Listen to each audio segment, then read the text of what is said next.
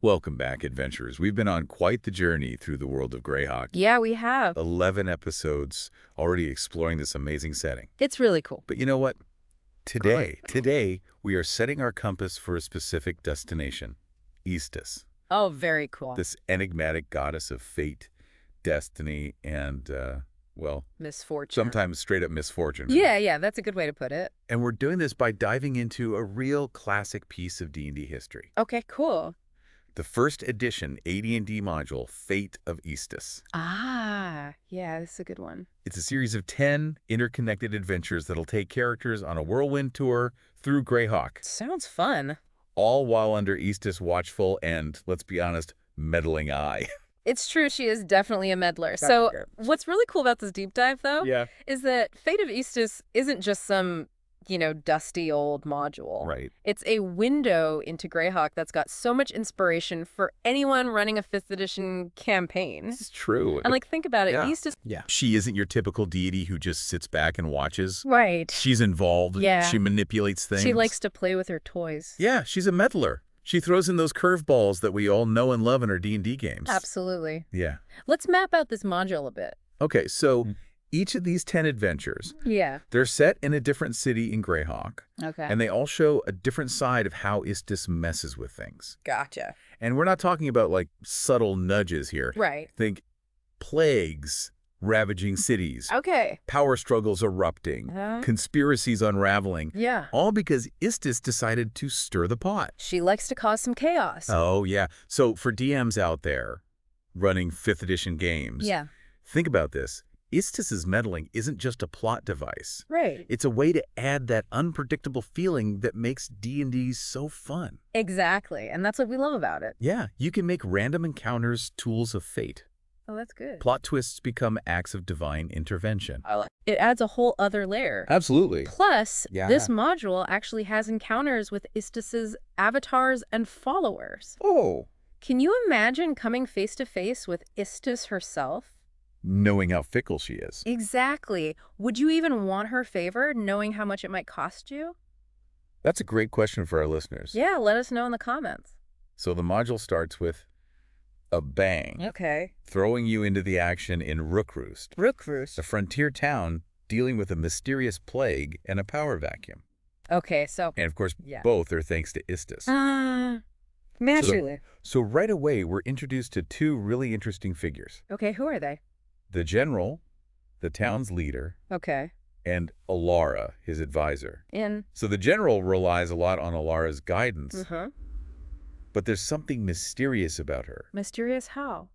Well, the module hints that she might be more than she seems. Okay. Some even think she's an avatar of Istus, Whoa. which just makes things a lot more complicated. Yeah, it does. And then there's the plague, The plague. this red death Mhm. that's gripping Rookroost. Right. This isn't just a part of the story. Okay. This plague is mechanically brutal. What do you mean? It starts with aches and chills, but gets real bad real fast if you don't do anything about it. Oh, so... So the stakes feel real for the players. Yeah. You have to think fast and make decisions. That's cool. So we have this town on edge, Right. a mysterious advisor, maybe working behind the scenes, Mm. and a deadly plague spreading through the streets. That sounds like the perfect setup for an adventure. It really is. So how does this first adventure in Rookroost start? Well, it kicks off with a focus on the Sage's Tower. Okay. And it's designed to show Istus's influence in a more personal way. Okay. Remember the Red Death? Yeah, the plague. Well, the adventure suggests that one of the PCs, Uh-huh. maybe even a zero-level character, Whoa, so someone who hasn't even started adventuring yet. right, just an ordinary person, Wow. they catch the plague. That's right. Talk about bringing the danger home. Yeah, that's intense. Suddenly, it's not just about saving the town. Right. It's about survival. I see. And the module doesn't shy away from the details either. It doesn't. It describes the victims in a really chilling way. Like what?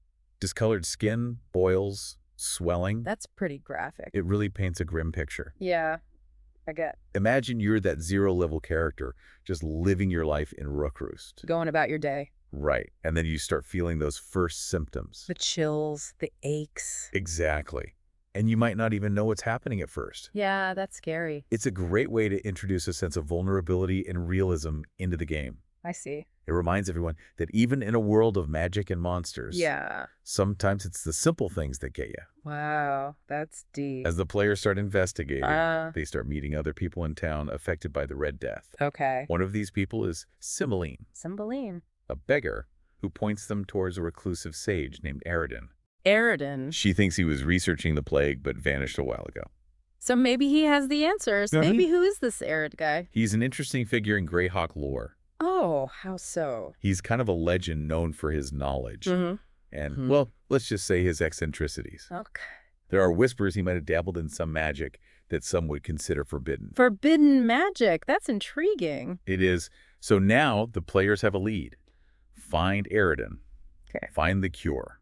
Seems straightforward enough. You'd think so. Mm-hmm. But Rookroost is a busy frontier town, Okay. and the module gives the players lots of chances to get sidetracked. Like what kind of sidetracks? They might have to deal with the town guard, Okay. shady merchants, Uh-huh. or even run into some of Istus's followers who are trying to manipulate things for their own reasons. Classic Istus. Right. It's a reminder that even in a seemingly simple task, Yeah. fate can throw you a curveball. So it sounds like Rookroost is kind of a microcosm of Greyhawk itself. It really is. A frontier town on the rise, Yeah, but still a little rough around the edges. that's a good way to put it. And does the module give us any details about Rookroost? Oh, yeah. It provides a detailed map outlining key locations like the Drunken Dragon Tavern and the Sage's Tower. Cool, a map. That's always helpful. And it even mentions an exorbitant weapons fee. What's that? Basically, adventurers have to pay if they want to carry weapons openly. So it's like a bribe for the town guard.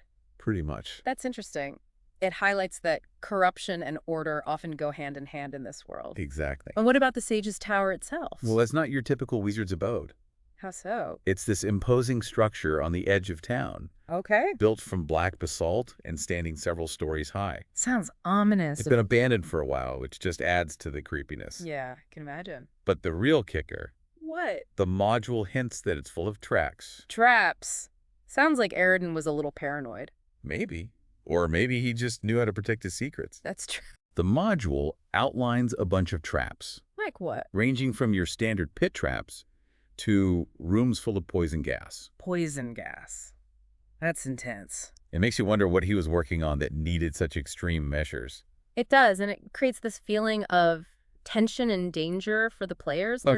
They're not just worried about surviving encounters. They're trying to navigate a world where fate itself seems to be working against them. Exactly. And the module even hints at other dangers lurking within the tower. Okay, like what? Well, Aridin was a powerful wizard, Yeah, so it's safe to assume some of his experiments might have gone wrong. that's fair. There's mention of a room filled with a strange mist where giant bats battle huge rats. Giant bats. That's a pretty vivid image. It's like something out of a gothic horror story. It definitely adds a different flavor to the dungeon crawl. It does. And then there's the room of bones Okay. filled with, Bones. well, yeah, but not just any bone. What's special about them? They're arranged in a specific pattern, and they seem to be radiating a faint magical aura. That's creepy. It really is. You know, these old modules have a way of tapping into that primal fear of the unknown. Yeah, you're not just scared of what's there. Right. You're scared of what could be there. Exactly. And that's where the DM comes in. Yeah. They can really amplify that fear and turn a simple description into a truly unnerving experience. Absolutely. Yeah. So we have our heroes braving craps and weird encounters, Uh-huh. all to find this missing sage. Right. And the big question is... Did they find him? Yeah, do they? The module gives clues, Okay. but it doesn't say outright whether Aridin is alive or dead. So it's a mystery the players have to solve. It's like a classic detective story, Right. but set in a dungeon filled with giant bats and poison gas. That's an interesting combination. It keeps the players engaged on different levels. I like it. But we can't leave our listeners hanging. Right. What are some of the ways this first adventure could end? Okay. If the players are successful, Uh-huh. they might find Aridin's research and develop a cure for the Red Death. That would be a good outcome. They could even figure out Nista's role in the plague and find a way to stop her plans. That would be impressive. It would, but if fate has other plans, the Red Death could keep spreading Oh, no. and maybe even ravage Rookroost and beyond. That would be bad. And Istus being Istus, Yeah. she might turn her attention to the players themselves, No. making them the targets of her divine schemes. So basically, there's no escaping Istus. Not if she wants to play with you. That's a little scary. It is, and I think we need a moment to process all this. Yeah. And you know what? So do our listener. That's a good point. This is just the beginning. Really? We've only just started to explore the fate of Istus. I can't wait to see what else happens. Me neither, but for now, Yeah. don't forget to like, subscribe, and share this deep dive. Yeah, tell us in the comments how you would handle Istus messing with things in your own games. We'd love to hear your thoughts. And hey, don't forget to check out Trips 2012 on YouTube. Yes. For more Greyhawk content and PDFs of the materials we're talking about. Absolutely. Big thanks to Ken, our awesome producer. Yes, thank you, Ken. And to the folks at archive.org who make sure these old modules aren't lost forever. Yeah, they're the best. We'll be back soon with more Fate of Istus. Yes, we will. Diving deeper into the mysteries of Greyhawk and the fickle whims of Istus. Until then. Yeah. Happy gaming. Happy gaming. Okay, so we're back in Rookroost. Yes, we are back in Rookroost. And our heroes are about to go into the Sage's Tower. They are. It's a place that sounds more like a death trap than a scholar's retreat. Yeah, that poison gas room is still freaking me out. I know, right? It's a bit much, even for a recluse like Aridin. Yeah, it does make you wonder what he was so desperate to protect. Seriously, what was in there? Well, maybe that's part of what makes this module so interesting. Okay, how so? The Sage's Tower isn't just about avoiding traps and fighting monsters. It's like a puzzle box filled with clues to Aridin's disappearance and the secrets of his research. So it's more than just hack and slash. Exactly. We have to use our brains a little. Exactly. Okay, I'm intrigued. Walk us through some of the key spots and encounters in the Sage's Tower. Okay, so right off the bat, there's the classic stairway trap. Oh, I love a good classic trap. It's a pressure plate that triggers a 10-foot drop into a pit. Ouch. The module even suggests the pit might have the remains of a previous visitor. Oh, that's dark. It's Istus, or maybe just Aridin's morbid sense of humor. Yeah, that's cool. Talk about starting things off with a bang. Right. Players are going to think twice before just running into a room. Oh, yeah, for sure. So that's a classic dungeon element. It is. But it also ties into the themes of fate and consequence. Exactly. One wrong step, one careless moment, and it could be over. It could be all over. What else is in this Tower of Doom? Well, there's Aridin's study. Okay, his study. It's a large cluttered space filled with bookshelves, scroll racks, and alchemical equipment. So are the clues just lying around? Clues are scattered everywhere, but you gotta have a keen eye to spot them. Okay, so like what kind of clues are we talking about? For example, there's this delicate gray cloth covering a sink. A cloth. Underneath are several vials of chemicals, Okay, fine. including one that has a purplish black liquid. Okay. And if an evil character drinks it, Uh, it acts like a potion of extra healing. whoa, a potion that only works for evil characters. Yeah, that's pretty interesting. It definitely is. It hints that Aridin might have been messing with some morally ambiguous magic, Yeah, you don't see that every day. which makes you wonder about his connection to Istus. Right. Was Aridin just the scholar, or is there something darker going on? That's the question. And if he was playing with forbidden magic, was he Mhm. trying to control fate? Or was he embracing the chaos that Istus represents? That's a good question. Makes you think. It does, and that ambiguity is one of the things that makes this module so great. It lets the DM interpret Aridin's character Okay. and really weave him into the story. I like that. So what else can we find in Aridin's study? Yeah. What other secrets are hidden in there? Well, hidden in a locked wardrobe are Aridin's robes. Robes. Okay. And tucked away in the pocket of one robe is a small gold amulet. An amulet. Yeah, but it's the design that's strange. What's the design? It's a tiny, perfectly formed hand clutching a tiny, realistic heart. Oh, that's creepy, right? A little bit, yeah. What could it mean? I don't know. What does the module say? Well, that's the cool part. Yeah. It doesn't explain it. At all. It leaves it open to interpretation. So what could it be? Is it a clue to Aridin's research? Okay, A maybe. symbol of Istus's influence? Possibly. Or maybe something even more sinister? Okay, now I'm really creeped out. It's just a small detail, but it can really spark the imagination. Yeah, and lead to some interesting role-playing. Exactly. So what other unsettling things can we find? There's a storage room that's like a lab and an alchemist's workshop, all in one. Okay. Among the strange stuff in there is a lute. A lute? But be careful. Why? Accursed of lute, isn't that a little cliche? Maybe now. But remember, this module was written back in 1985. Oh. What we think is a trope now was probably pretty new back then. Okay, I get it. So what does this cursed loot do? Well, if you play it, it drains the life force of anyone nearby. Drains your life force? Yeah, not fun. It's not. But how could a DM make this work in a 5th edition game? That's a great question. And how could they tie it to Istus? Well, instead of just draining life force, Yeah. maybe the loot's melody warps reality around it. Okay. Maybe it causes random effects that you determine with a dice roll.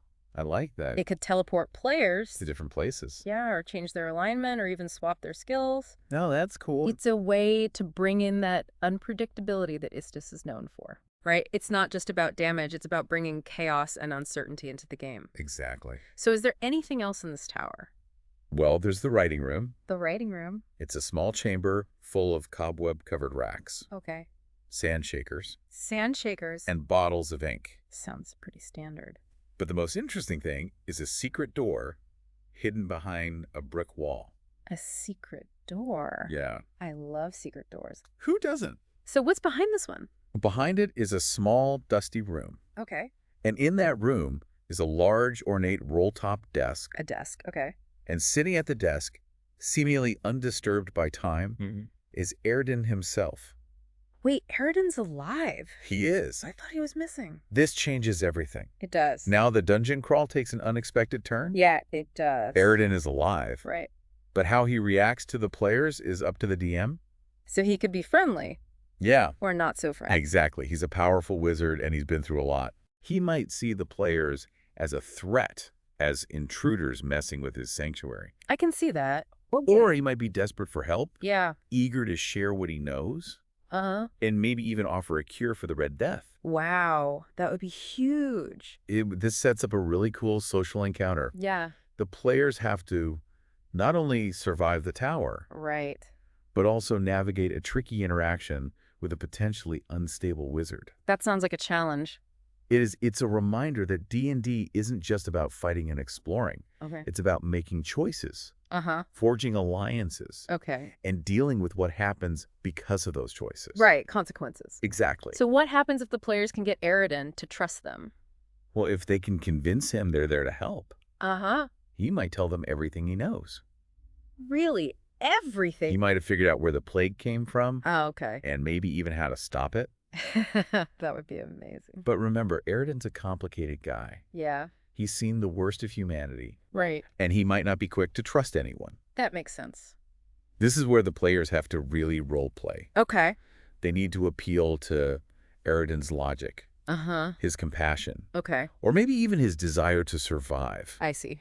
It's a chance for them to show off their characters' personalities Right. and see how they handle a delicate situation. What's really interesting about this encounter Yeah. is that it shows the power of choice in Yeah. D&D. Okay.